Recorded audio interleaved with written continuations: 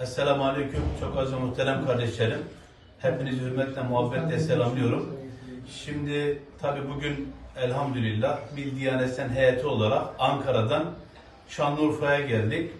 Şanlıurfa'da Şehit Hasan kardeşimizin, hepiniz biliyorsunuz, Hasan kardeşimiz İsrail terör örgütü işgalcileri tarafından Kudüs'te şehit edildi. Dolayısıyla bugün biz hem buradayız, hem taziye için buradayız. Ailenin büyükleri, şehidimizin kardeşi, şehidimizin evlatlarıyla birlikteyiz, arkadaşlarla birlikteyiz. Bu hem taziye ziyareti olsun, hem de bazı gelişmelerle ilgili aslında kamuoyunun da bilgilendirilmesini özellikle rica ediyoruz. Şimdi şu ana kadar benim gözlemlediğim kadarıyla henüz şu saate kadar şehidimizin naaşının Türkiye'ye getirilmesine ilişkin herhangi bir somut bir bilgi elimizde yok. Dolayısıyla biz bugün Milli Diyanet İşleri olarak Şanlıurfa'dan özellikle tabii ki en başta kendi kurumumuza, çünkü şehit olan kardeşimiz Diyanet İşleri Başkanlığı personeliydi. Kendi kurumumuzun başkanına, yani Diyanet İşleri Başkanlığı'na, arkasından da Dışişleri Bakanlığımıza bu konuyla ilgili varsa bir gelişme, bunun tarafımıza en azından kamuoyunu bilgilendirme adına özellikle rica ediyoruz. Bu birincisi. İkincisi, elbette ki başlatılan bir diplomasi vardır. Mutlaka şu an itibariyle şehidimizin naaşının Türkiye'ye getirilmesiyle ilgili mutlaka bir girişim vardır. Fakat bu girişimlerin bir an önce sonuçlanması, bakın ailenin yanındayız.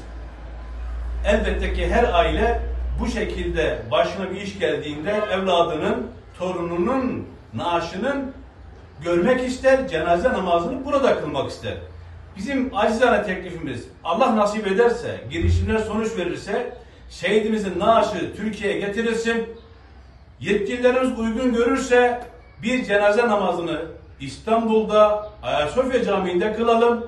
Ondan sonra şehidimizi buraya getirelim ve bir cenaze namazını burada kılıp ondan sonra da kendisini defnedelim. Bizim talebimiz budur. Kamuoyunun, özellikle sivil toplum kuruluşlarının bu olaya gösterdikleri ilgi ve alakalarından dolayı, olağanüstü ilgilerinden dolayı ben teşekkür ediyorum. Bugün Şanlıurfa'da yapmış olduğumuz ziyaretlerde de bunu gördüm.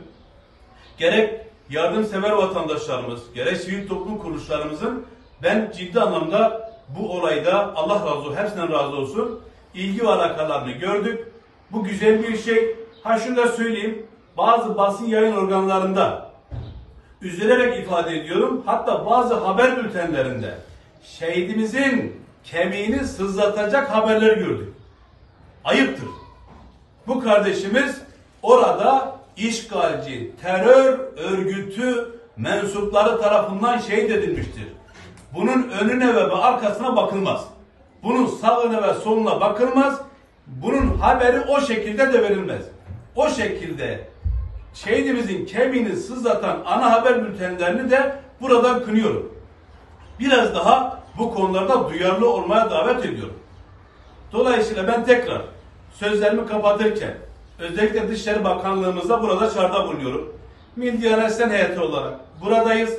Lütfen girişimleriniz vardır tahmin ediyorum ama inşallah bunu hızlandıralım, sonuç alalım. Şehidimizin naaşını en kısa zamanda önce Ayasofya'da, sonra da Allah nasip ederse Urfa'da getirelim, cenaze namazını burada kılalım ve ailemiz de en azından bu beklentisi sona ersin. Çünkü ailenin, sadece ailenin de değil, Şanlıurfa halkının böyle bir beklentisi var.